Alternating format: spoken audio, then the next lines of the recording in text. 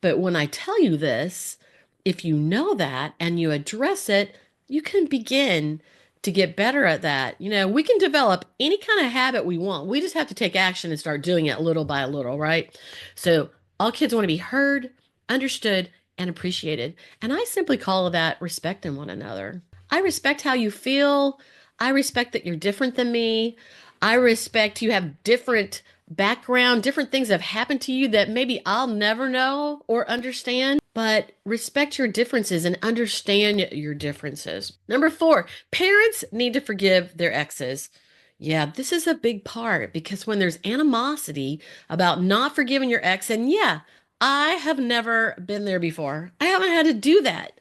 I can't imagine how hard it is and all the things that happen when families split up. I can't even imagine it. And I do not want to, actually. But parents need to forgive their exes. You need to respect your ex, appreciate him for whatever's good, let go of whatever's bad. Like, just don't think about them anymore, but respect one another because it teaches your children forgiveness. And we all have to learn forgiveness. You got to get your own head straight. So that's a very important one. Number five, hurting hostile kids. Yeah, that's another behavior style that you learn and rediscover your spouse. Because when you rediscover your spouse and all the personality styles and behavior styles, you also will understand your children. Hurting kids are hostile. They retreat inside. They might not talk to you, tell you what the problem is. But when they're acting out and they're angry and mad, that's one of the top emotions of one of particular styles. When you start to recognize that, you can learn a whole new way to deal with your child.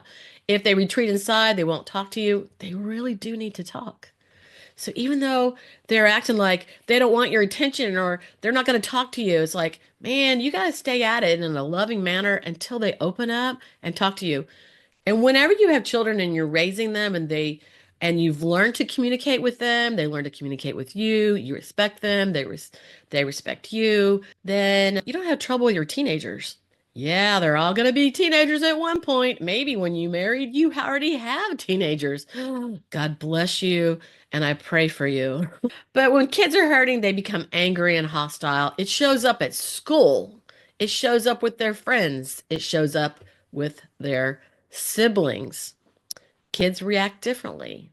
Number six, create an open but respectful environment to share words, right? To talk. Create an open but respectful environment.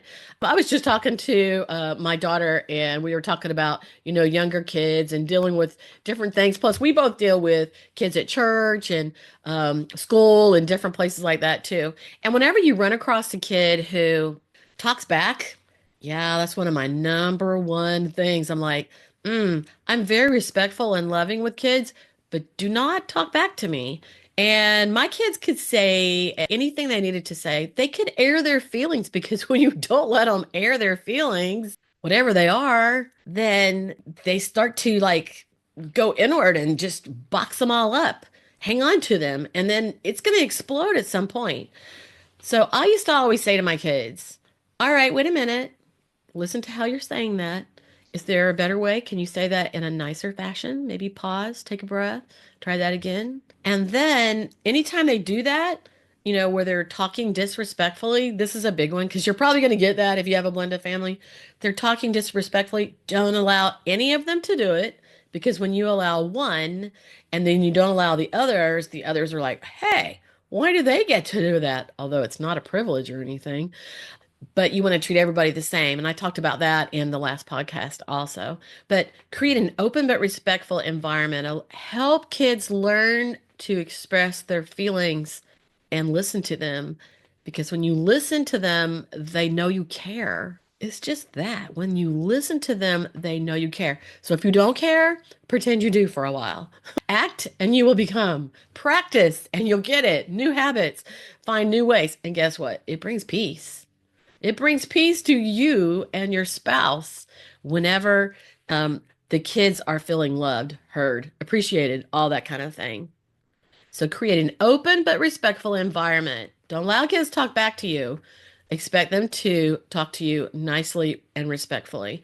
And that also means that maybe we don't raise our voice and yell at them either, unless there's a major thing, like a bunch of kids are fighting, or we've called it out, and then we called it out, and then we called it out, and then we yell. Yeah, then we yell.